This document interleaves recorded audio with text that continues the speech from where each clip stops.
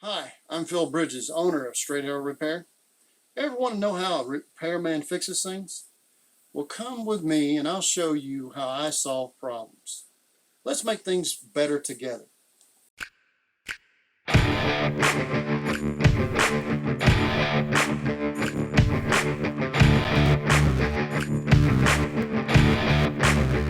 Alright, so I wanted to let you guys know I bought a Kobalt hammer.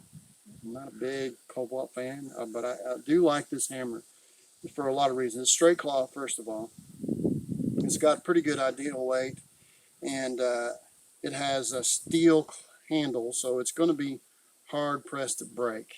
One of the things it also has is a magnet that you can put right here, and then if you notice there's a magnet right there, you can put a nail right here, and then if you're hammering drywall or something real high, you can just tap it into that wood or drywall, and it will come out of that magnetic area with that head there, and it'll be standing up, and you take and hit it right after that. So that's kind of a drywall thing, but it would probably be used in other things that you're hammering. Also has a ability to pull the nail right here.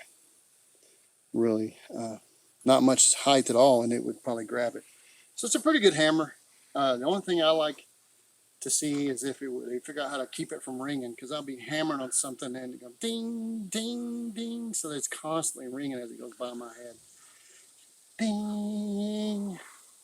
I like the hammer though. So I would recommend it for anybody that's wanting to work around the house or even in a business. It's kind of a lightweight for a framing hammer. But anyway, there you go. That's what I think of the Kobalt Straight Claw hammer.